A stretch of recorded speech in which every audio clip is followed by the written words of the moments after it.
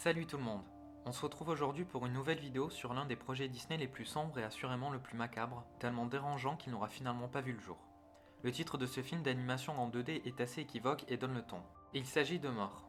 Pourtant promis à une production grandiose et un univers inédit, vous allez voir que ce Disney avorté a été victime, comme tant d'autres avant lui, d'enjeux financiers trop grands et trop imposants pour laisser place à une quelconque liberté artistique pourtant nécessaire au développement de son long métrage. Si ce n'est pas déjà fait, je vous invite à vous abonner et à activer les notifications.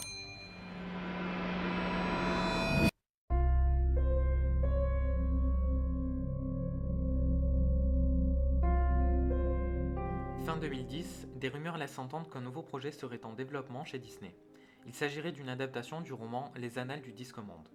Avec Discworld, en anglais, l'écrivain Terry Pratchett dépeint un univers fantaisiste et humoristique et aborde des sujets complexes. Parmi les 41 volumes que comporte cette saga littéraire parue depuis les années 80, Disney envisage d'adapter le tome numéro 4, Mort ou Mortimer en version française. Le livre raconte comment Mortimer, un jeune homme, devient l'apprenti de la mort en personne. Mortimer ouvre à la faucheuse la vie humaine, allant jusqu'à échanger leur place le temps de quelques jours. La mort s'amuse donc sur Terre au milieu des hommes, découvrant les plaisirs de la vie, alors que Mortimer effectue sa besogne en son absence. A l'époque, John Lasseter est directeur créatif au sein des Walt Disney Animation Studios. Il souhaite revenir à des techniques 2D sur plusieurs projets pour proposer de nouveaux classiques d'animation. Pour ce nouveau film, il confie la mission d'adapter le roman de Pratchett à un duo que l'on ne présente plus, John Musker et Ron Clements. On a déjà eu l'occasion de parler d'eux dans les 2 premières vidéos de la chaîne. Musker et Clements sont à l'origine de nombreuses productions Disney à succès, ayant notamment relancé les studios avec son second âge d'or, comme La Petite Sirène ou Aladdin par exemple. Ils viennent déjà de travailler sur un long métrage d'animation classique, à savoir La Princesse et la Grenouille. Ils ont par ailleurs également abordé de manière très habile le sujet de la mort dans Hercule, avec notamment le personnage d'Hadès. En 2011, Andreas Deja, animateur et superviseur sur La Princesse et la Grenouille, indique dans une interview exclusive que les équipes artistiques souhaitent développer de nouvelles techniques d'animation pour retranscrire au mieux l'adaptation sur laquelle Musker et Clements travaillent en secret.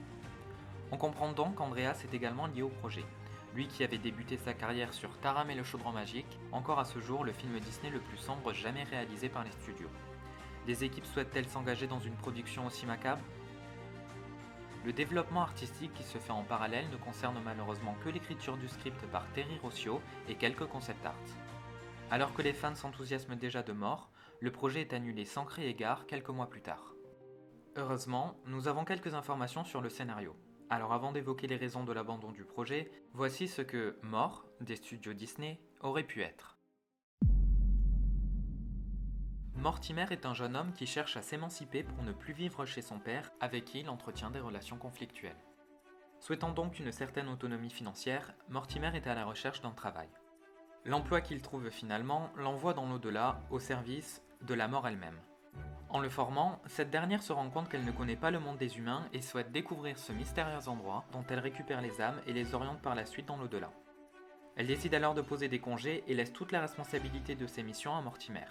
Le jeune homme s'applique à respecter à la lettre sa fiche de poste jusqu'au jour où l'âme d'une princesse se présente à lui. Tombant amoureux d'elle, il fait le choix de l'épargner et la sauve de la mort.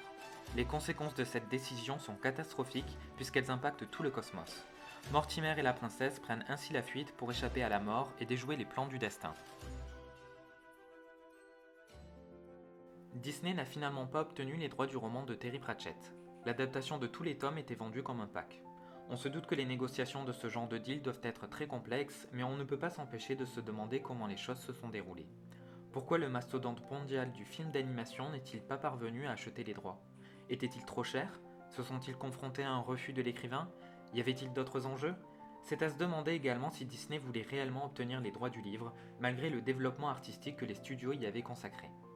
Car en réalité, les fans tentent à penser que l'histoire était trop sombre, triste écho à l'échec de Taram et le chaudron magique. Les studios auraient sans doute eu peur de se confronter aux mêmes critiques, préférant ainsi se concentrer sur des productions plus conformistes. Personnellement, je trouve ça extrêmement dommage que l'on n'ait pas eu droit à ce Disney. L'histoire avait l'air assez décalée et ses enjeux me paraissaient vraiment passionnants. Je me demande quelle identité visuelle les studios auraient pu lui trouver.